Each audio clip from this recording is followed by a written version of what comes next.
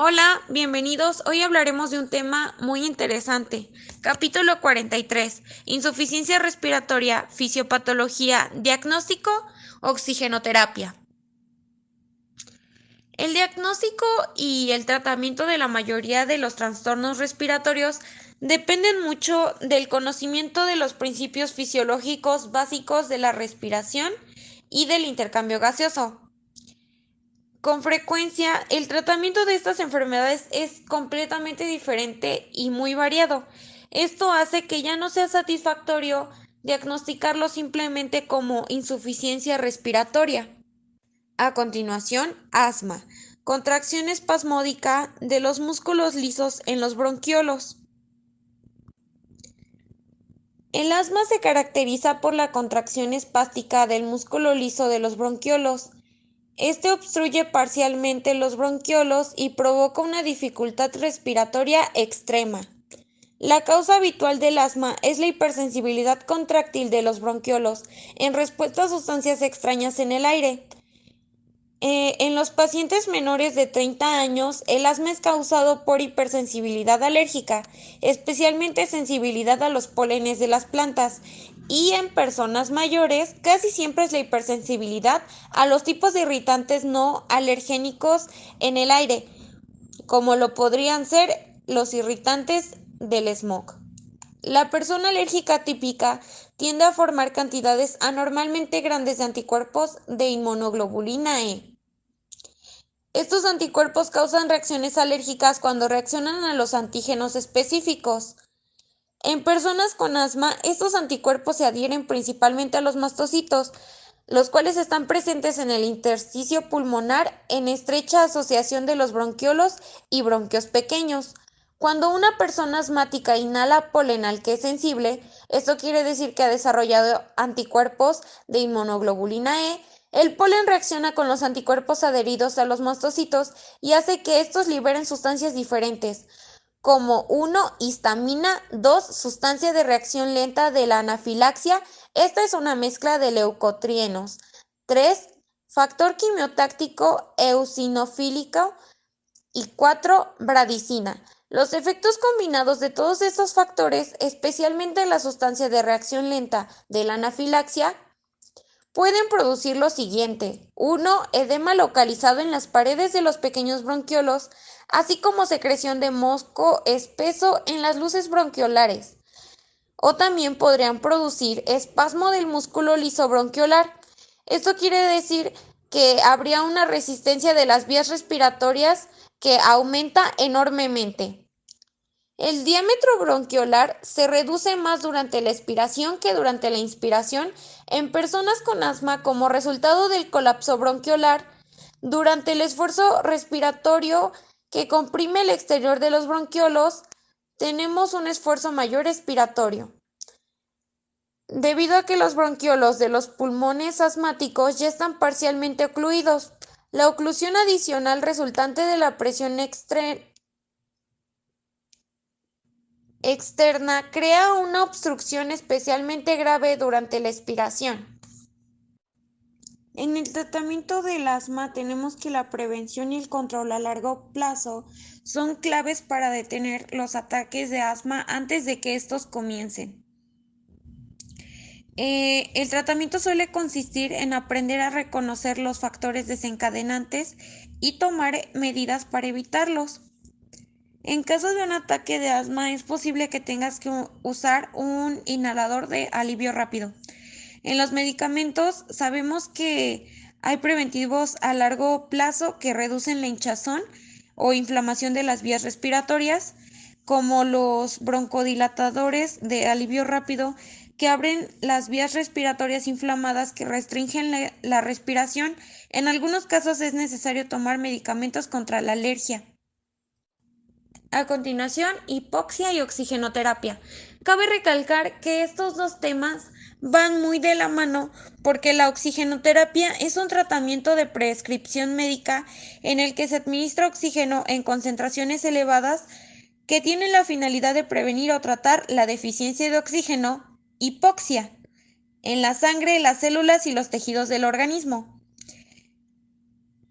Entre las causas de hipoxia que como ya habíamos dicho, es la deficiencia de oxígeno. Encontramos 1. Oxigenación inadecuada de la sangre en los pulmones por causas extrínsecas, y de este tenemos deficiencia de oxígeno en la atmósfera e hipoventilación.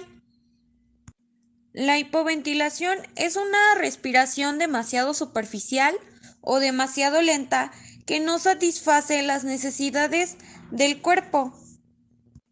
Lo que quiere decir que si una persona se hipoventila, el nivel de dióxido de carbono en el cuerpo se eleva, y esto ocasiona una acumulación de ácido y de muy poco oxígeno en la sangre. Después tenemos enfermedades pulmonares, donde encontramos nuevamente hipoventilación, cociente ventilación perfusión anormal, disminución de la difusión de la membrana respiratoria. Después tenemos cortocircuitos desde la circulación venosa a la arterial. También tenemos transporte inadecuado de oxígeno a los tejidos por sangre, en los que encontramos anemia o hemoglobina anormal, deficiencia circulatoria generalizada, deficiencia circulatoria localizada y edema tisular. También tenemos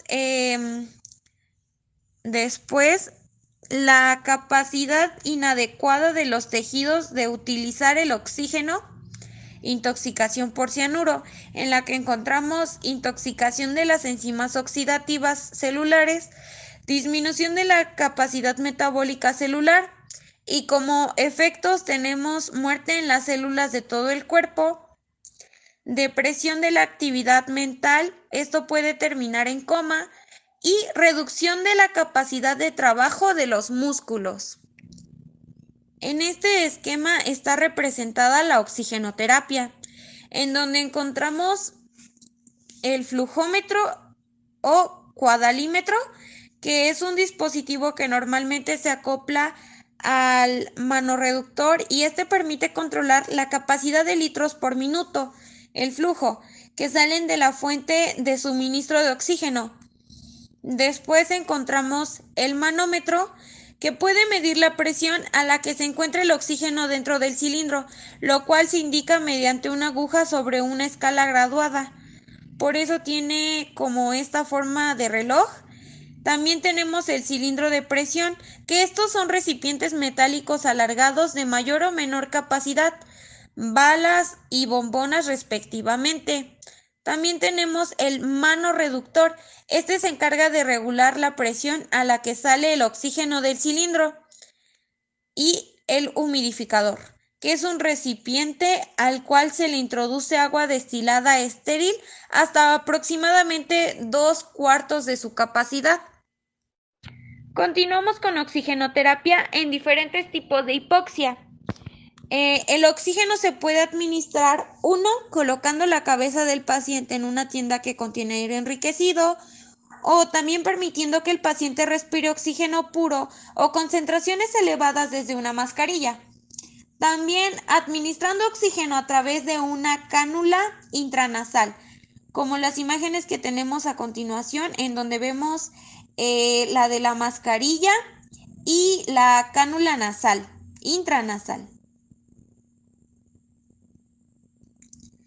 En la hipoxia atmosférica, esta puede corregir la disminución de concentración del oxígeno, 100% eficaz. En la hipoxia por hipoventilación es muy útil, pero no tiene efecto sobre el exceso de dióxido de carbono. Y en la hipoxia producida por la alteración de la difusión de la membrana alveolar, puede aumentar la presión parcial de dióxido de carbono de 100 a 600 milímetros de mercurio. En la hipoxia producida por anemia, transporte anormal por el oxígeno, por la hemoglobina, deficiencia circulatoria o cortocircuito fisiológico, el tratamiento es mucho menos útil, porque ya se dispone de una cantidad anormal de oxígeno en los alvéolos. Sin embargo, se puede aumentar el transporte de oxígeno. En las hipoxias producidas por una utilización tisular inadecuada de oxígeno, no proporciona ningún efecto beneficioso realmente. La imagen muestra cómo la oxigenoterapia puede aumentar la presión parcial de los alvéolos pulmonares desde el valor normal. Esto a su vez aumentará el gradiente de presión de oxígeno para la difusión del oxígeno desde los alvéolos a la sangre. Este efecto muy beneficioso de la oxigenoterapia en la hipoxia por alteraciones de la difusión. La imagen señala que la sangre pulmonar de este paciente que tiene edema pulmonar, el cual sin tratamiento es la línea color azul marino y con tratamiento es la línea roja. La brecha que vemos es la sangre capilar. Como vemos, la línea roja es el edema pulmonar con oxigenoterapia, en el cual vemos que el paciente capta oxígeno de 3 a 4 veces más rápidamente de lo que ocurriría sin tratamiento. Cianosis. Este signo está caracterizado por el color azulado de la piel, en donde puse una imagen como un pitufo porque también son de color azul. En las causas son las cantidades excesivas de hemoglobina desoxigenada en los vasos sanguíneos de la piel, en especial en los capilares, más de 5 gramos de hemoglobina desoxigenada por cada 100.000 mililitros de sangre. Ahora hablemos de hipercapnia, que es el exceso de dióxido de carbono en los líquidos corporales. Podríamos pensar que cualquier enfermedad respiratoria que produzca hipoxia también producirá hipercapnia. Sin embargo, solo se asocia a la hipoxia en dos casos, que es por hipoventilación o por deficiencia circulatoria. En la producida por hipoventilación, la transferencia de dióxido de carbono entre los alvéolos y la atmósfera está afectada tanto como la transferencia de oxígeno. En el segundo caso, la deficiencia circulatoria, la disminución del flujo de sangre reduce la eliminación de dióxido de carbono desde los tejidos. Ahora bien, si la presión parcial de oxígeno aumenta hasta 80 o 100 milímetros de mercurio, la persona está obnubilada y a veces semicomatosa. Esto quiere decir que carece de claridad en la percepción y comprensión del entorno. Tiene un estado de conciencia alterado, como en la imagen que vemos donde el paciente tiene la vista hacia el techo. Ahora bien, si la presión parcial de dióxido de carbono aumenta hasta 120 o 150 milímetros de mercurio, hay anestesia y muerte. A estas elevadas concentraciones, el dióxido comienza a deprimir la respiración, lo cual genera una retroalimentación positiva hasta que llegue la muerte respiratoria. Ahora vamos a hablar de disnea, el cual está caracterizado por la angustia mental asociada a la imposibilidad de ventilar lo suficiente para satisfacer la necesidad de aire, también conocido como hambre de aire. Eso quiere decir que la persona va a sentir una opresión en el pecho debido a que siente que no está respirando lo suficientemente bien. En los factores tenemos alteración de los gases respiratorios de los líquidos corporales, magnitud del trabajo que deben realizar los músculos respiratorios para conseguir una ventilación adecuada, o bien estado mental. Esos serían como los principales factores que pueden desencadenar la disnea. Una persona es especialmente disneica cuando se acumula un exceso de dióxido de carbono en los líquidos corporales. Sin embargo, en ocasiones las concentraciones tanto de dióxido de carbono como de oxígeno en los líquidos corporales son normales, pero para conseguir esta normalidad de los gases respiratorios, la persona debe respirar de manera forzada. En estos casos, la actividad intensa de los músculos respiratorios con frecuencia da a la persona la sensación de disnea. La mayoría de personas experimentan la sensación de disnea grave después de apenas 1 o 2 minutos de apnea voluntaria. No obstante, como se indica en el capítulo 42, algunas pueden entrenarse y suprimir el impulso respiratorio durante más de 10 minutos pese a la acumulación de dióxido de carbono y la muy baja concentración de oxígeno en los líquidos corporales. Y como ya lo habíamos mencionado, también la disnea se puede experimentar debido a un estado mental alterado. Aun cuando las funciones respiratorias de la persona, así como los valores de dióxido de carbono y oxígeno en los líquidos corporales, puedan ser normales, esta situación o condición recibe el nombre de disnea neurógena o disnea emocional. Por ejemplo, casi cualquier persona se piensa momentáneamente en el acto de la respiración. Cuando lo piensa puede comenzar súbitamente a respirar algo más profundamente de lo habitual debido a una sensación de disnea leve. Y esta sensación en cualquier persona puede estar muy aumentada, sobre todo en las personas que tienen miedo psicológico de no recibir la cantidad de aire suficiente. Aun cuando entran en habitaciones pequeñas o atestadas de gente. Esto es más común de lo que pensamos y la verdad muy poco se habla de ello. Ahora como tema final tenemos la respiración artificial. Este es el uso de una máquina para ayudar a movilizar el aire dentro y fuera de los pulmones. Aquí encontramos el ventilador, que es una fuente de oxígeno o de aire en un tanque, un mecanismo para aplicar presión positiva intermitente y en algunas también presión negativa, y una máscara que se ajusta a la cara o a un conector para tubo endotraqueal. Encontramos las siguientes partes que son el ventilador mecánico, el cual sopla aire o aire con oxígeno adicional a través de tubos hacia las vías respiratorias del paciente. En uno de estos tubos tenemos el aire que fluye hacia el paciente. Pasa a través de un humidificador que calienta y humedece el aire. En otro tubo tenemos el aire exhalado que fluye hacia afuera del paciente. El tubo endotraqueal, el cual pasa por la boca del paciente y llega hasta la tráquea. Y el tubo nasogástrico, el cual atraviesa la nariz del paciente y llega hasta el estómago.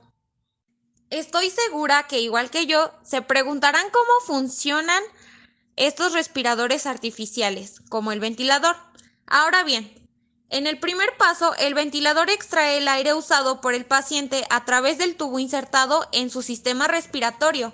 Después, este aire que contiene dióxido de carbono pasa por un respirador que posee un sistema de presión y controles que lo dirigen hacia un humidificador. Después, dentro del humidificador se regula el aire según la temperatura del paciente, el cual lo humedece y lo transforma en oxígeno. Finalmente, este oxígeno regresa al paciente por la conexión de tubos colocados que llega a sus pulmones. Respirador de tanque, también conocido como pulmón de acero, cuerpo del paciente en el interior y cabeza en el exterior. Un diafragma de cuero activado por un motor eleva y disminuye la presión en el interior del tanque. La presión positiva produce la expiración y la negativa la inspiración. En la imagen esquemática está señalado cuál es la válvula de presión positiva, cuál es la válvula de presión negativa y dónde se encuentra el diafragma de cuero. Un dato interesante sobre este descubrimiento es que redujo la mortalidad en el 50% en la era de la poliomielitis.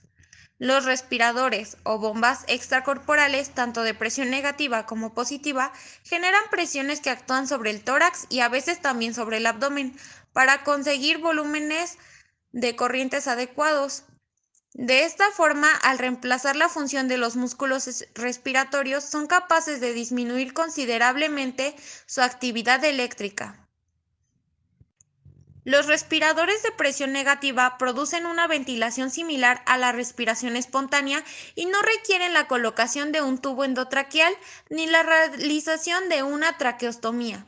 Estos respiradores, mediante un dispositivo, crean un un espacio cerrado alrededor del cuerpo del paciente, que queda conectado a una bomba de presión. El ventilador y tanque tienen un efecto sobre el retorno venoso. Este puede reducir el gasto cardíaco hasta niveles mortales si no se controla.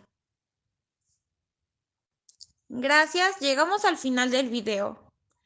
Fue presentado por su servidora Margaret Yutsiri Domínguez Varela del tercero Grupo B. Universidad para el Bienestar Benito Juárez García. Muchas gracias. Este programa es público, ajeno a cualquier partido político. Queda prohibido el uso para fines distintos a los establecidos en el programa.